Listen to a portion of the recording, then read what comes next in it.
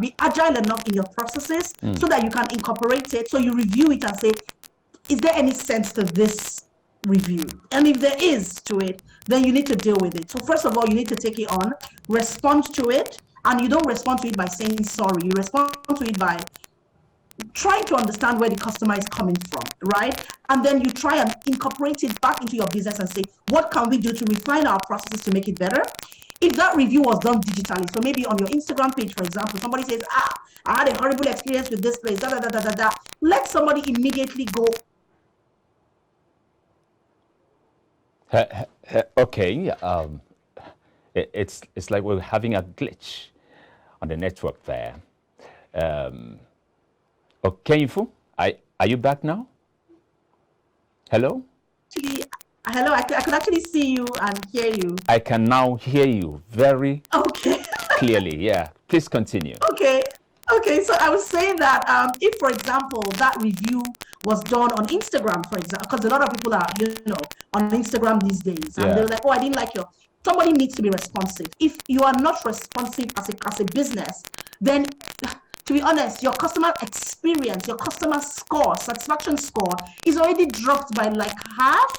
Because responsiveness is critical. Somebody needs to respond quickly and say, we're really sorry you had this experience with us. A customer service rep will reach out to you right now, right? And reach out to the person, right? And let the person know, is it okay for you to go back and say on the review to say that once you have dealt with it and you have created that relationship, you can ask them to go back and maybe take down the negative review or even drop another review about how they have felt or how they were attended to. But never ignore a negative review, because that is you not responding to, the market, to the environment around you. And it's critical to be responsive as a business.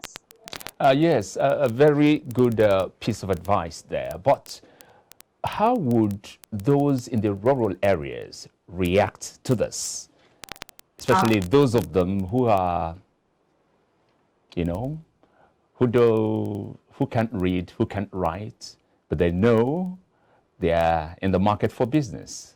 They sell, you buy, they make their money. In such a situation, well, what do you say? Hello, Michael. Yes, can you hear me? Yes. So you cut out for a bit there. You were talking about the rural areas? Yes, I mean, this scenario we've just painted, okay? Let's take it to the rural areas where you have most of the traders there can neither read nor write. They didn't go to school and all that. So all they know is strictly business. Yes. Yeah, it's not face to face. So in the rural, I have an ethnic group, right? So, and in my ethnic, I go to my hometown from time to time. I have family living in my hometown and doing business in my hometown.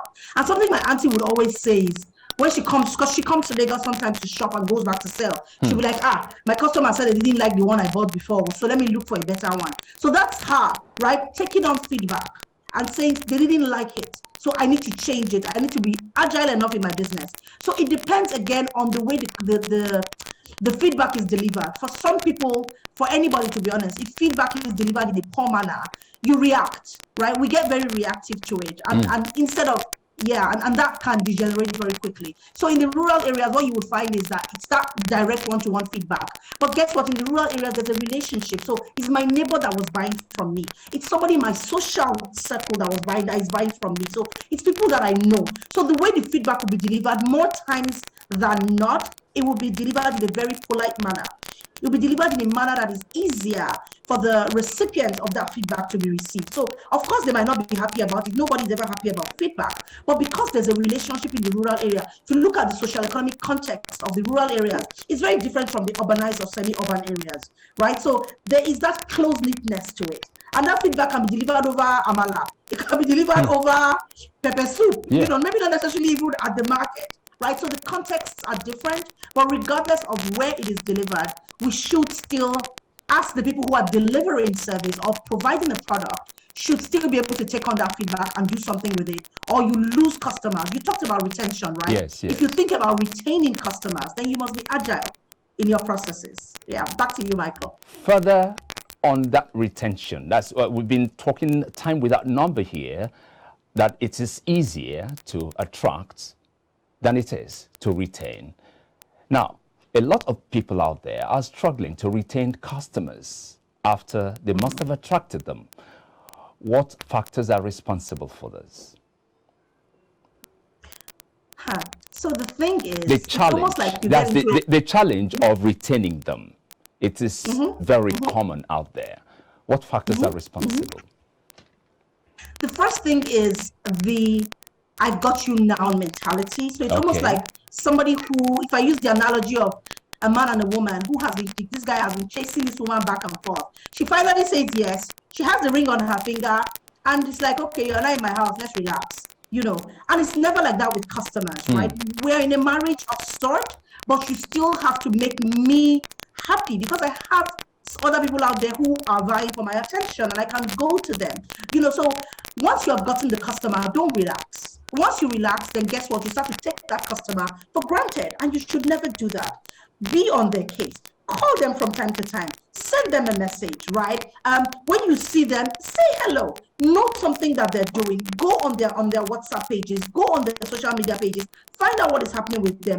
Be in touch. Be visible. If you're not visible, then you would lose out on them because guess what? Somebody else is doing something, which is why there's a lot of email marketing going on these days. There's a lot of WhatsApp group messages. There's all of those things that are going on. Why? Because they want to be in front of the customer. Something else is we need to learn how to interpret cues. Not every customer, so for me as your customer, if I'm not happy with you, I'll tell you, but there's some people who will not say anything, they'll just simply move away. So there are hidden cues that customers give, right? A customer who was very hot and suddenly is becoming warm, doesn't really talk to you anymore, and then suddenly becomes cold. Something should flag off that service provider or that product provider to say, I'm not seeing Mama Sikira again. What's going on? But no, what happens is they are still Mama Sikira doesn't want to buy. And that's not the case. What are the patterns? If you do not interpret patterns appropriately, you would lose your customer. Okay, so what I was saying is, in my opinion, I think it's actually easier to retain a customer. Why?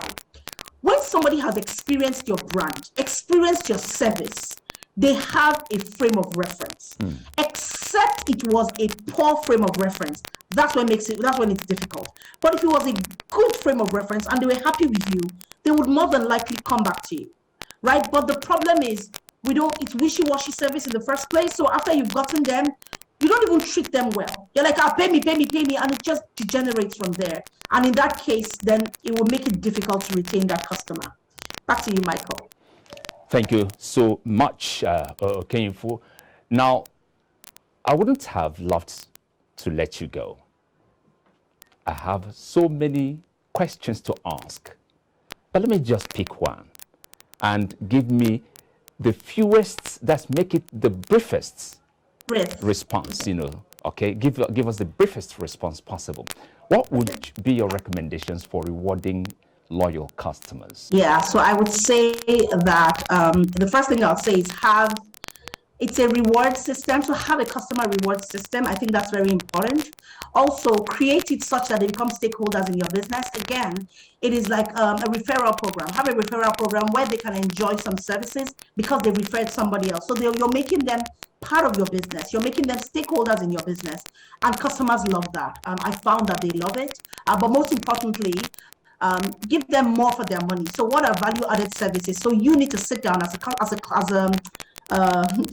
service provider and say, what are the layers of service that I can provide to customers as extras, and sit down and create those extras so that the customers always feel welcome at your business. Thank you very, very much, Okeyinfu. Yeah, it's been quite insightful, and I've been talking with Okeyinfu Ajayi, Executive Director and founder of Busy Mind Center, an educational institution in Nigeria, for being a part of the show. And I have to thank you too for being there, because without you, the program wouldn't have made any sense. And until next time, when we come your way with another episode of Business 24, this is Michael Nath. Bye for now.